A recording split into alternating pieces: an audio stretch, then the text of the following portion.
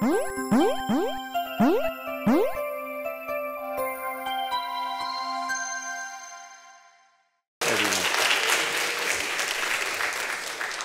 for being here on a Thursday afternoon. I appreciate it. So yeah, I'm the CEO of Spry Fox, and I was one of the people who worked on Tripletown. We also do Steambirds.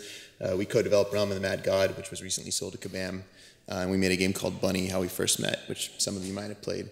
The purpose of this talk is not to tell you, so there have been millions of lectures about all the things you should bear in mind when you're making your first free-to-play game, like don't forget to A/B test, don't forget the importance of retention, and so on and so forth. And I'm going to assume that most of the people in this room who have not yet made a free-to-play game have consumed that content. And if you haven't, and you've literally never read anything about making a free-to-play game, I highly encourage you to go out and read it on Gama Sutra or watch some of the old Casual Connect lectures that are available online. The purpose of this lecture is to give you some of the things that will go wrong the first time you make a free-to-play game that not enough people talk about. So I hope it'll be helpful to you.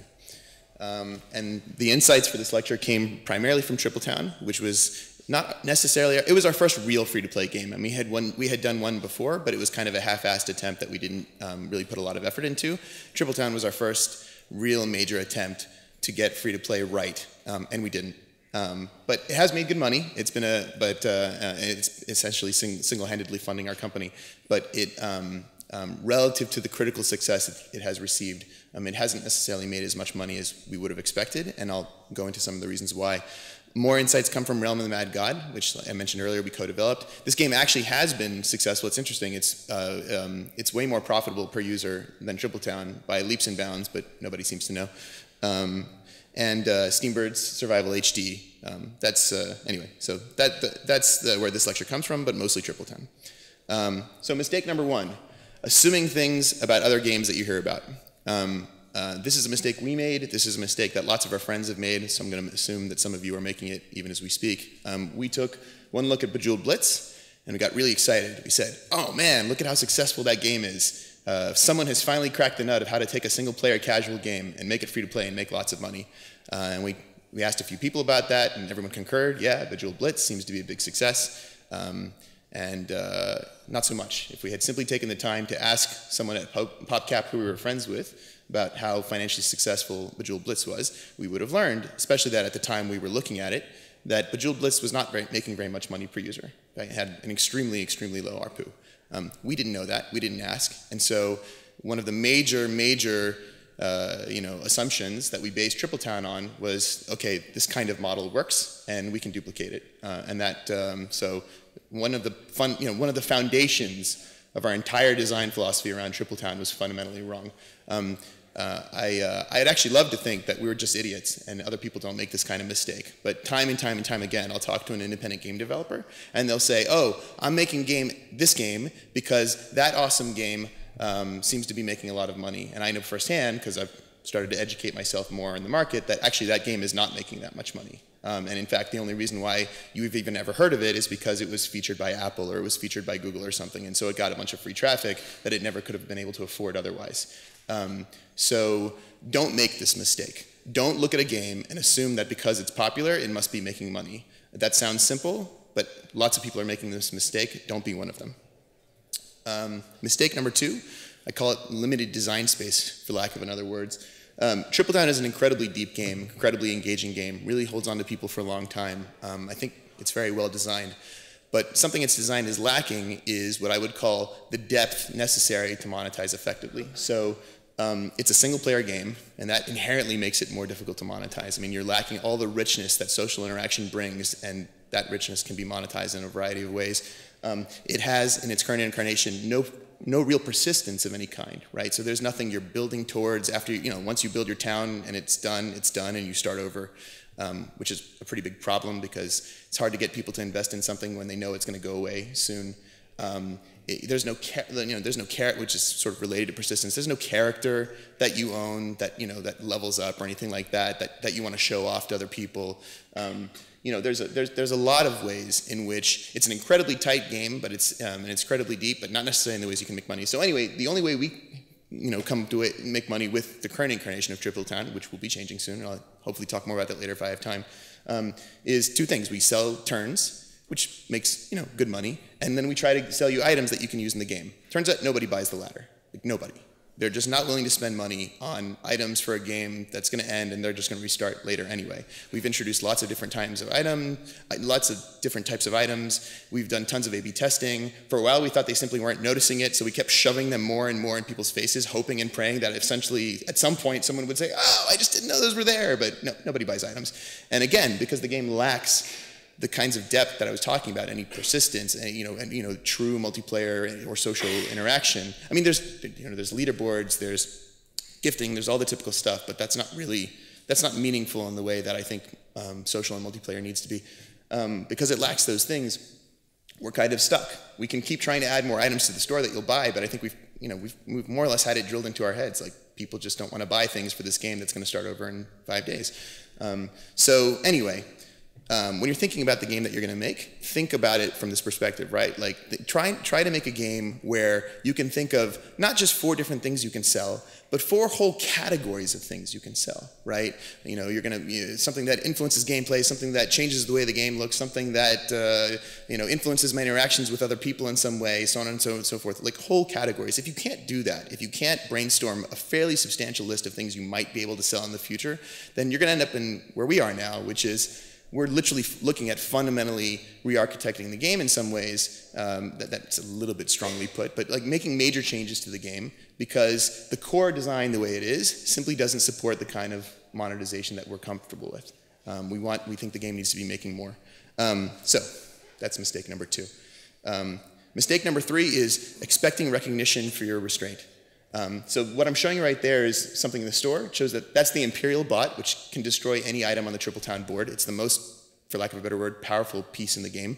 And in any given game, and remember, a Tripletown game can last a long time. If you're good at Tripletown, you might play the same board for 7 days, right, before it finally starts over, or weeks for that matter. No matter how long your game is, whether it's a day, a week, or a month, we're only going to let you buy 4 bots.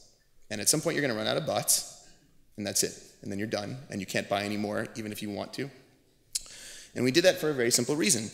We did it because, A, if you can buy unlimited bots, it kind of ruins the game. It makes it a little bit less fun. And for that reason, I'm glad we did it. But the other reason we did it is because we wanted people to recognize that we were trying to be the good guys, right? We're not trying to make this a pay-to-win game where you can just spend unlimited amounts of money to drive yourself up the leaderboard indefinitely, which, quite frankly, unlimited crystals and unlimited bots would almost enable you to do. And what's been interesting to us is that while we've definitely gotten pats on the back from some people in the press about that and from fellow game designers, the number of actual just like players, consumers out there who've played Tripletown who recognize that and appreciate that is damn near 0. Just damn near 0. You look at that review there that I copied from Google Play, right? Even after paying $3.99, they keep nickel and diming you Zynga style, right? I see that all the time, and it makes me want to claw my eyes out. And the fact of the matter is, the people who hate free-to-play, they're going to keep hating it, and there's very little you can do about it. And there's very little sense in crippling your ability to make money to try to make those people happy. They can't be made happy. They're not going to pay attention when you try to cater to them. So don't even bother. Now, that doesn't mean go out and be evil, right? I'm glad that we limited the amount you could buy because it also makes the game more fun, in my opinion. But I was fooling myself when I thought it was going to help the game, that people would reward us because we did this. They don't reward you. They just keep bashing on you. So that shouldn't be one of your rationales. And you hear this, by the way, one of the reasons I'm harping on this is because indie devs do this all the time. They're like, they'll go on and on and on and on about how they want to be the good guy and how they think it'll pay off in the long term. And maybe in the super long term it will. And I think you should be the good guy just because that's the right thing to do. But I don't think you should do it because you think at this particular moment in time on this particular game that it will make up for the fact that your game isn't necessarily well architected to make money. I think that's a recipe for failure. Conversely, I want to just compare. This is a forum post from Realm of the Mad God. By the way, this never used to happen. Like, there was a time when Realm of the Mad God depended on donations, and this never happened when that was the case. So Realm of the Mad God, once we had gotten it to the point where it had multiple different potential sources of revenue, the way some players would protest decisions of ours that they didn't like is they would do this thing called a money bomb, where they would coordinate on the forums and agree that they were going to log into the game at a certain day at a certain time and spend a ton of money. And their goal was, the hope was that we would see, they would say this explicitly, they were hoping that we would see a spike in our sales and recognize that as, hey, people with money care about this issue and therefore we should respond in a certain way. This is what happens when you make a game that is actually designed to make money, right? This doesn't it's the same game. Realm of the Mad God was obviously there were significant changes, but when Realm of the Mad God was depending on donations, was the ultimate good guy game, for lack of a better word, right? There were no money bombs. The users weren't trying to influence our decision by donating tons of money, but the minute we started selling something they cared about, all of a sudden that became a form of protest they felt was viable. I think this is in many ways kind of like the purest example of what I'm trying to communicate here, right? If you want people to support you, make a game that's fun and make a game that gives them good reasons to buy stuff. Don't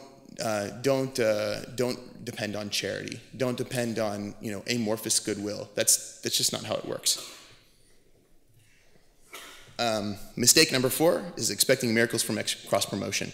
So don't get me wrong. I don't want anyone leaving this lecture saying David Edery said cross promotion is not important. Cross promotion is really, really important. But it's also important to understand that it's not a miracle drug, right? I mean, we heard so much about cross promotion coming to conferences like this one that we had this idea in our heads that cross promotion is this thing that just you start doing it and it solves all your problems. Well, I'll give you 2 examples of how it doesn't. This is something that you see when you load the mobile version of of Tripletown. You'll notice the advertisement for Steambirds at the bottom, which is our other mobile game. You see that every friggin' time you load the game. And it is amazing how little impact that has had on downloads of Steambirds. What's particularly interesting is that on Android, it's advertising the original Steambirds, which was a paid game, cost $1.99 to download. But on iOS, it's advertising Steambird Survival, which is a free game. So you would think, okay, maybe if it's failing on Android, it's because you're sending free users to a paid game, and it's a misfit. But on iOS, that's not the case. And in both cases, we're not driving almost any downloads, despite the fact that we put this in. Like, this is not it's not like a little tiny banner or a little tiny, this is in your face, right? And it barely drives any traffic. And you could say, well, maybe it's architected wrong, maybe the text is ugly, maybe, and we're A/B testing all these things, right? But the bottom line is it hasn't driven that much traffic. Similarly, when Tripletown was relaunched by Playdom on Facebook, they did a fair amount of cross promotion for the game, and that don't get me wrong, that was super helpful. There was a very noticeable increase in the game's traffic, but I mean, the facts speak for themselves. Tripletown is still a fairly small game on Facebook, and this is despite fairly extensive cross-promotion by Playdom. Turns out cross-promotion helps, but it's not a panacea, not even close. It takes massive amounts of cross-promotion. There's no surprise that some of the most successful developers in the mobile space tend to form very large alliances, and they'll get a dozen big fellow developers to cross-promote their game when they launch it, right? I mean, Tripletown has been, I don't know if any of my friends from Halfbrick are here, but the guys at Halfbrick have been super generous to us and have promoted Tripletown and Fruit Ninja and Jetpack Joyride, and it's been, the game has been featured multiple times by both Apple and Google, and yet even with all of that, it's never broken into the top 20, and which goes to show you, right? I mean, if you have the support of someone like Halfbrick and you still don't break up, it just shows, cross-promo, it's not a panacea. Don't think that it is. Don't fool yourself. And mistake number 5 is over-reliance on the press and on platform love. And again, to make sure that nobody leaves this lecture saying David Edery said neither press nor platforms are important, and obviously nothing could be further from the truth. The fact that platforms have repeatedly featured Tripletown is probably the only reason it's at all successful. And the kudos that we've gotten in the press have unquestionably helped as well. But what I'm showing you here is a chart of Tripletown's performance on the iPhone. And it's a little bit hard to read, but what this chart is showing you is that Tripletown, despite having been featured 3 times by Apple, which is amazing. If anyone from Apple is here, thank you. The darn thing has never cracked top 50 on the free charts. Forget top 20, we haven't cracked top 50. And there was a time when that wasn't the case, right? There was a time when any sort of significant feature from Apple guaranteed you top 10, maybe top 5 for all I know. I don't know, I wasn't in the market back then. Those days are super long gone. I mean, it doesn't matter if you're being featured, in our case, repeatedly. I mean, it's great because you get, I mean, I think in Tripletown we're heading towards 3 million downloads now on iOS alone, so that's awesome. But you know, so obviously you want to be featured if you at all possibly can. But if you think that that alone is going to solve your problems, you're totally kidding yourself. Even more so with the press. Again, it's super helpful. I'm incredibly grateful to all the people in the press who've supported us, particularly when we've had some hard times. But I mean, I've watched our download numbers when we've gotten big articles in the press, and like even like a pretty good write-up of Tripletown in a mainstream publication might cause 1,000 downloads to happen. I mean, it's a tiny, tiny, tiny drop in the bucket. If you want to break into the top 10, you need to do a lot, and it needs to all be concerted. You need to be doing lots of cross promo with lots of other developers. You need to be buying traffic, you know, in the right times, at the right times in the right ways. You need to try to get featured. You need to talk to the press. It needs to all happen, and it needs to all happen at the same time, or you essentially have zero chance of marching up the free charts on iOS and Android. And that's something that, again, wasn't true a couple years ago, and I don't think has fully filtered out into the independent game developer community. So something to bear in mind. These are mistakes that we did not make, thank goodness, but a lot of our friends have, and so I thought I'd go over them really quickly, just to be helpful to everybody. So no consumable sources of revenue. So a lot of developers, again, kind of in the interest of being like the good guy, quote unquote, will put like, you know, persistent, like they'll put in like, you know, downloadable content, or like Hero Academy, which is one of my favorite games, right? Like you can get a team and you buy the team and you can play the team forever. It's this thing that you know, it's a meaty purchase, right? But it's a one-time purchase. You buy the elf team, and then that's it. You own them forever, and you never have to pay for them again. That kind of thing is really important, a really important source of revenue for a free-to-play game, but it shouldn't be your only one because it's not scalable and it's very expensive. You want to get something in the game that someone can buy over and over again, if at all possible. It is an example, if you want one, is in Realm of the Mad God. If you want more inventory space, you can buy more, but we sell it in we sold it, it's not our game anymore, it's Kabam's now. We sold it in 8 slot parcels. Well, a lot of people would go off to buy a lot more than that, right? They would buy a dozen inventory slots for $5 each. It didn't cost us money every time they bought more inventory, right? It was a one-time development cost to get that inventory system working, and then we could sell it a bunch of times. That's a better example of how to make money. It's very, very hard. If every time you need to make money, you need to put a dev team down and have them design some new content and work on it for a month. You can do it if you're huge. That's totally a viable strategy if you're huge. Most of us can't count on being huge, unfortunately. Over-reliance on a single platform. You see this a lot. I mean, even if you're on a platform and you're doing really well there, you're putting yourself in danger, right? If you count on a single platform to be the sole source of your revenue, what happens the day the competitive landscape shifts in a way you weren't prepared on that platform? What happens if there's some unexpected bug in your product that causes a major problem and a critical launch point? I mean, what if? There's a lot of things that can potentially go wrong, and we see this all the time. We'll see someone who's like fallen in love. I used to be the portfolio manager of Xbox Live Arcade, and you'd see this all the time, a developer that was literally doing nothing but making Xbox Live Arcade games. It's like, guys, what happens the day there's a major shift? Oh, no, it'll be fine, it'll be fine. And then, Microsoft would change some policy in some way that was devastating to the developer, and they would be completely hosed, for example. Again, they would fail to predict the way the market was shifting. There was a time, for example, when casual content was selling really well on Xbox Live Arcade. That time ended very suddenly and very harshly for a lot of developers, right? And a lot of developers lost their pants because they were making casual games, because casual games had been selling really well, and they assumed they would continue to sell well forever, and all of a sudden they weren't.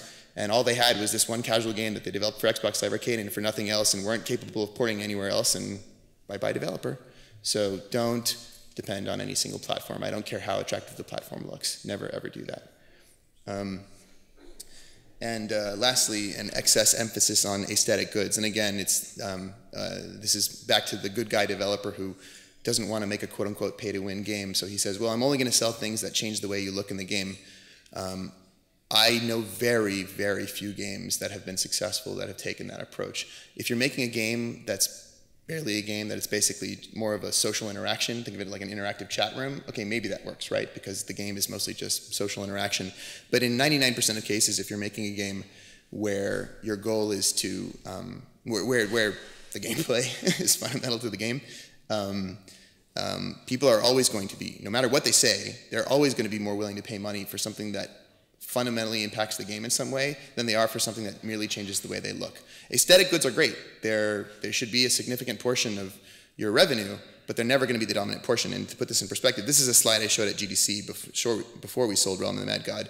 Realm of the Mad God has aesthetic goods, and it also has what I call functional goods, which are goods that change the way you play. Either they're more inventory space, or they're another character slot, so you can have multiple characters at the same time, or they're a key to a dungeon that you otherwise would have had to go hunting for, so they save you time.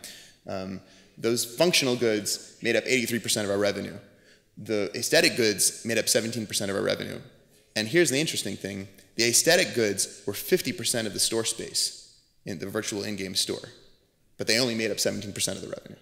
So this gives you a sense of what you're doing to yourself if all you do is sell aesthetic goods. People will go on and on and on, players I mean, will go on and on about how they prefer games that only sell aesthetic goods. And that may be true, but they don't actually pay for them. So bear that in mind. And with that, I'm going to stop and take questions if anyone has any. Please. You mentioned that you want to sell a large variety of different items. Do you see a big difference in actually selling a lot of different items for money, or actually selling a currency that can buy a lot of different items? I'm sorry, say the second part? So in some games you can directly buy an item. Yeah. You can buy all these different items. You can buy turns. You can buy a bot or something like that. Or there's also games where you can buy currency, and with that currency you can buy a lot of different items. So do you see a big difference in those two styles? We've only, for the most part, with the exception of selling unlimited turns in Triple Town, for the most part we've only done games where you buy currency and then use this currency to buy other things, so I have nothing to compare to. I'm not aware in the conversations I've had with other developers of anyone who's found that there's a major benefit to cutting out the currency. The currency gives you a lot of flexibility. You can sell it in bulk, you can do this, you can do that. So yeah, I'm sorry, I wish I could give you a better answer, but I'm not aware. Please. A lot of talk about signing up with publishers and the like. For the indie, you've got generally limited resources. You're trying to create significant funding so you can get to the next level. I know I'm going to ask you to put your own foot in your mouth here, but what's your guidance to indies as a general rule? Do you want to partner up with a publisher, or is it better to try to go on the strength of your content? I know in every situation is different, but just at a high level. So the question is, should indies partner with publishers, right? And the answer is, unfortunately, it totally depends. But will clarify. I'll try to do my best to shed some light on that. So, there are a lot of indies out there that I've met who are very clearly terrified of the business and/or find it repugnant. Those indies are unfortunately going to have trouble no matter what. But the question for them is very simple, right? It's can you get over that? Do you think you have the ability to get over that and actually embrace the business side and get good at it? And if the answer is yes, I don't think it's a bad thing at all to try to go at your own and learn. And because if you actually can, long term, you're going to be a lot more successful. But a lot of indies can't, right? And a lot of indies are honest with themselves about that. And if you can't get serious about marketing, if you can't get serious about analytics, if you can't get serious about developing relationships with the platforms, then the odds of you succeeding are incredibly low. They're not zero. You can absolutely get lucky, but they're very, very low. If you look at, and again, a lot of my kind of insight into the indie lifestyle from before I became an indie came from watching indies as I was the portfolio manager of Xbox Live Arcade. And one thing you would notice consistently about the most successful indies on Xbox Live Arcade was that they were really good at self-promotion, like stunningly good at self-promotion. All the biggest hits, Braid, Castle Crashers, Minecraft, etc. All of these indies are not coincidentally incredibly good at promoting themselves and do it for years before their game comes out in many cases, right? So, and that's just one example. Obviously, there's more to being a successful indie and business person than promoting yourself effectively, but that's a big part. And you would see the other guys who weren't good at that, who would say, well, I shouldn't need to be good at that because I make a great game and I bring it to Microsoft and they should feature it on the dashboard and then I'll be fine. Those indies failed 9 out of 10 times, right? So So you just have to be honest with yourselves. If you think you've got what it takes to embrace the business side and the bandwidth, then I think there's a lot of good reasons to try to go it alone. And if you don't think you've got what it takes, and also if you can't sustain yourself, and by that I mean if you're betting the farm, right? If you're like, I've got just enough money to make one game, and I'm gonna make my one game, and if it fails in the first week, I'm hosed, I'm out of business. Well, I mean, I would question that strategy in general, but beyond that, I would say, you probably need a publisher, because most people don't succeed on their first try. Most people succeed on their 50th try. So, on the other hand, if you've structured yourself in such a way that you can make 3 or 4 games before you go out of business and take some time and do some learning and embrace the business challenges, then, which is what we've done, then I think it's incredibly liberating, and I encourage you to keep trying to go at your own. Yeah, no worries. Anyone else? Did you subdivide the functional items such as time saving or skill increasing or damage mitigation? Did you see a strong trend for one particular kind of item over another? So this is the actual breakdown, and again, this is from back in February, so I don't know if it's true today. Like I said, we sold the game to Kabam, and I don't have access to their information. But the vaults are inventory space, which I'm not really sure what you would classify that as. Sorry. Oh, sorry, I thought somebody was asking something. The vaults and slots are basically convenience items, for lack of a better word. They enable you to, because you can get around both of those things by creating mules with free accounts, which are a pain in the ass, but lots of people do it. So that's a convenience item. The keys are a different form of convenience item. They're time saving. So you can go off into the world and hunt for a dungeon opening, or you can buy a key and open the dungeon. So that's a time saving convenience specifically. Potions are a performance booster. Potions help keep you alive, which, by the way, was fascinating that in a game with permadeath, that things that help keep you alive didn't sell all that well. Very, very interesting. Dyes, pets, those are the aesthetic goods, and holiday items were also typically aesthetic goods. So I think that gives you a pretty good idea of, and it's just one game, right? So every game is going to be different, but cool. Anyone else? Oh, go ahead. One more for you, actually. Flurry and the like, in terms of analytics, do you recommend indies, if they've got the brain power to do it, to go and develop their own proprietary analytic tools, or to utilize the services of a Flurry or a Contagions or the other? Yeah, we always leveraged. In the beginning, when we couldn't afford anything, we just piggybacked off of Google Analytics, which we had to hack horribly to serve our purposes. But yeah, I think building your own would be pretty hard. So I would say piggyback off someone else, definitely. I think there was a hand back there somewhere. Am I out of time? Last one. Anyone? Last one? Who wants to be the last one? I've made you gun shy. Okay, you're the last one. Yeah. For any of these games, for the people who do pay anything, what the average amount that they end up paying is? Triple Town, it's super low in general. The average amount, which is of course one of the issues with the game. It just depends on the game, right? In some Realm of the Mad God, I don't know what the number is today. Back then, some of our best players would easily spend hundreds of dollars, right? So it just, yeah. Can you narrow the question a little bit?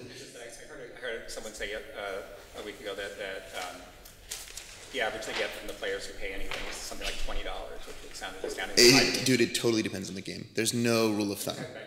These two particular games.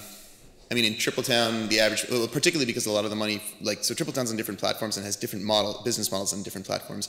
In mobile, we sell unlimited turns for $4, and having more turns is 99% of what people care about.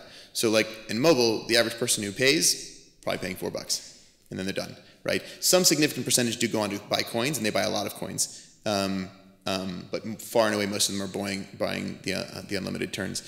In Realm of the Mad God, I'm sorry, I really can't remember what our average would have been, but it would have been, this is probably wrong, so take that. But this is probably $10, $15 minimum. It might have been higher than that for all I know, but I honestly don't remember what the average was. Yeah. Okay, thanks very much, guys.